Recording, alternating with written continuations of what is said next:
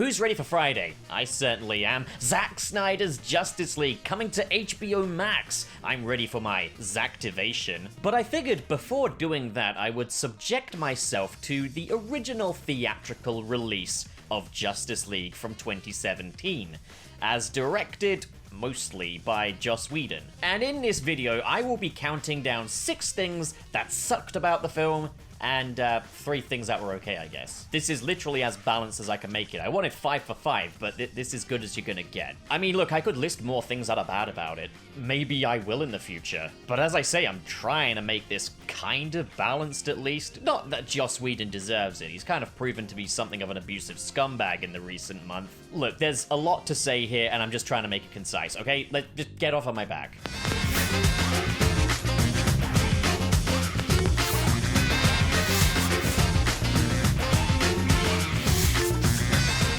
So let's start off with the good things, with if you can call it, the things that were okay, things that were pretty inoffensive but were changes that have come from director, auto mastermind Joss Whedon. Number 3.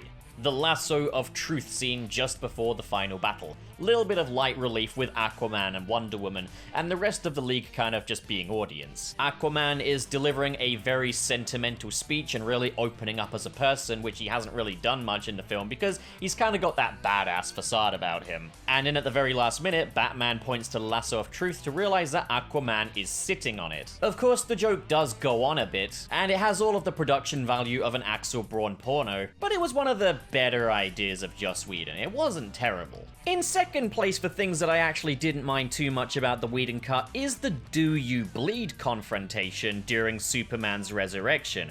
Okay, Zack Snyder himself has said that this doesn't make any sense at all, but I thought this was actually quite a decent little throwback. To see Superman kind of getting his, round 2 on Batman and reprising that iconic line from Batman v Superman, it wasn't bad. And I'm just gonna say it right now, in this particular scene, the masking out of Henry Cavill's facial hair is probably some of the better it's been in this movie. Yeah, his face looks awkwardly smooth and his lips look kind of puckered, but okay, yeah, it's hard to defend, but it's not the worst that's in the film, that's for sure. And I thought the idea of reprising that line wasn't actually terrible. The fact that that line was brought back makes me wonder, did Joss Whedon maybe have a smidge of respect for Zack Snyder? According to Ray Fisher, he didn't, but this isn't a bad little moment. And the number one thing that I'm pretty lukewarm about in Joss Whedon's Justice League is the opening montage set to Everybody Knows by Sigrid. This wasn't a bad little idea. The idea of kind of showing what kind of state the world is in, a post-Superman world, why it needs Superman, the tributes all over, the funeral, etc. Pretty good stuff, to be honest. And a pretty inspired way of opening this film. It's not bad, and it's actually shot okay as well. So yeah, those are the 3 pretty good things about Joss Whedon's Justice League. Now I know what you're thinking. I need a shower after saying these things. You need a shower, I need a shower. So let's get our moment of catharsis here and rank the top 6 awful things in Joss Whedon's Justice League. Starting with number 6, Steppenwolf. Now, I know that changing Steppenwolf's design wasn't actually Joss Whedon's call, and Steppenwolf's design in this movie is not good. It's far too humanoid to justify being CGI, and what you end up with is something utterly uncanny looking. And I don't mean that in a good way, he looks like a PS3 cutscene. But this isn't helped by the way that Joss Whedon has directed a number of the scenes with Steppenwolf in them. Case in point, the final battle just looks utterly atrocious, and Steppenwolf in it looks utterly atrocious. Steppenwolf is just an utterly lame villain in this movie, hampered by an awful design, hampered by poorly directed sequences that don't make any positive use of his design. Keep the fucking camera away from his face if it doesn't look real. It should go without saying. And you know how I can tell which scenes with Steppenwolf were Snyder and which ones are Whedon? You can tell in the CGI quality. The Whedon ones look fucking horrible, whereas the Snyder ones look, well, it's not perfect, but, You can only shoot a CGI humanoid character so well, and, if anyone's gonna do it, it's Zack Snyder, but these Whedon ones just look like a fucking PS3 cutscene. Moving swiftly on to number 5, making the final battle orange. What the fuck? if I'm being completely honest, I don't know what he was trying to do here. I get the feeling that maybe he was trying to replicate that iconic red sky aesthetic of the Bruce Timm animated shows, but here's the thing.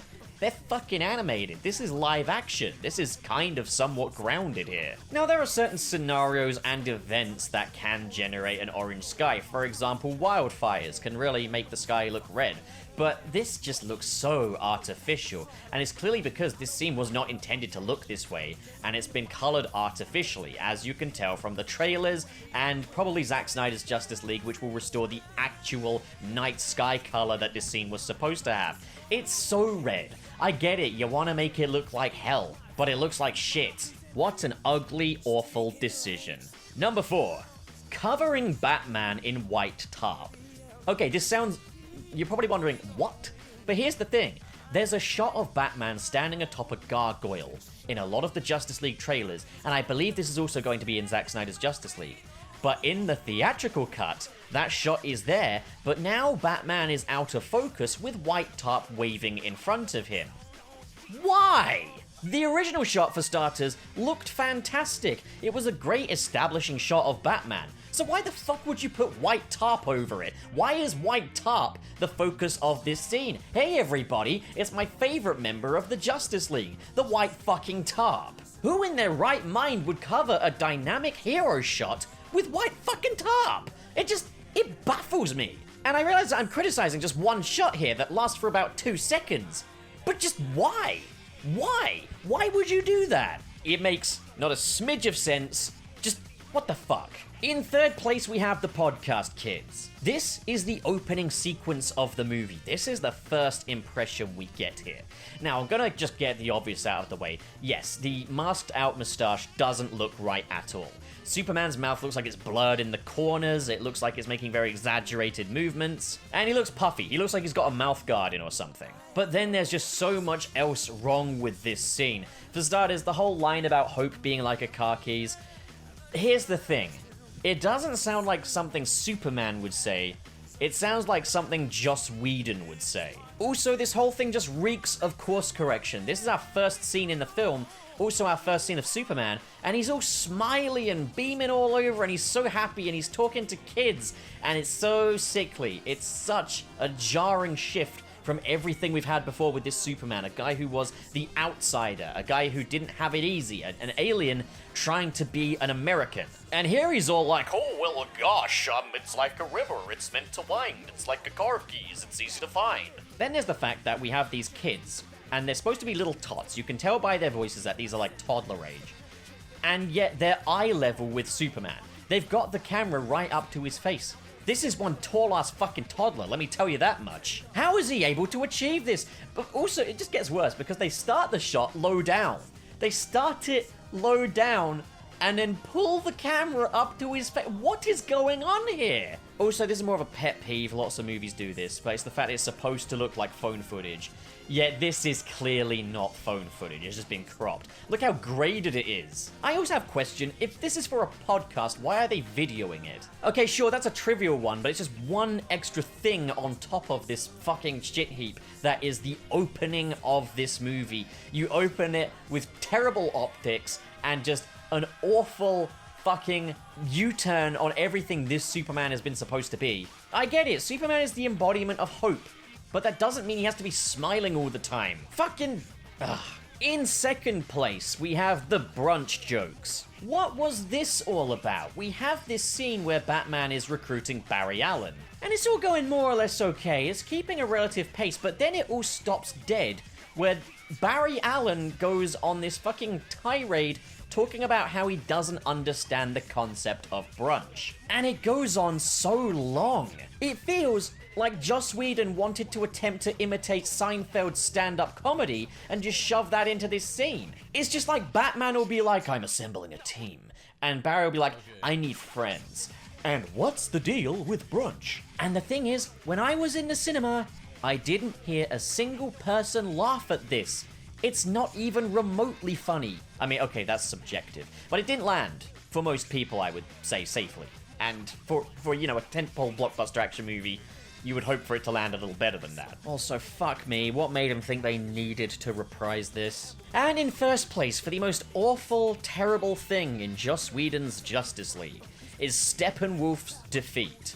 This scene is so bad. The final battle is bad, but this is just, it's the tip of the shitberg, my friends. So Superman freeze breaths Steppenwolf's axe so that Wonder Woman can slash it, destroying his best weapon. But to do this, Steppenwolf literally holds his axe up in the air and keeps it there for Superman to freeze it. We then get these utterly laughable shots of Wonder Woman looking him in the eye before slashing it. And then because he's lost his axe, he's now scared and the Parademons attack him. But here's the thing, we've seen that he's a competent hand-to-hand combatant anyway. Or at least, I don't know, relatively. Really? Losing his axe scares him this much? But also, just the way this scene is shot is just utterly fucking embarrassing. Not to mention the sound design on Superman's freeze breath. That little whoosh is what I would expect in 1996, not in fucking 2017. I'd expect something a bit richer here. You know what's weird is I'm now just thinking there's so much more I can still talk about, like that Russian family in there, to show that they're superheroes and they save people, they don't just fight bad guys.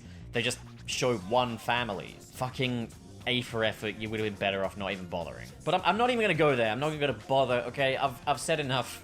That's Joss Whedon's Justice League. What do you guys think were the worst things about Joss Whedon's Justice League? And what are some things you'd actually say are okay that appear to be Joss Whedon scenes? Comment below and discuss, and this Friday we'll be able to wash our hands of this shit. Also in the description below is a link to my Linktree where you can help support the channel so that I can replace my fucked up socks. With all that being said, thank you so much for watching, guys, and have a great day.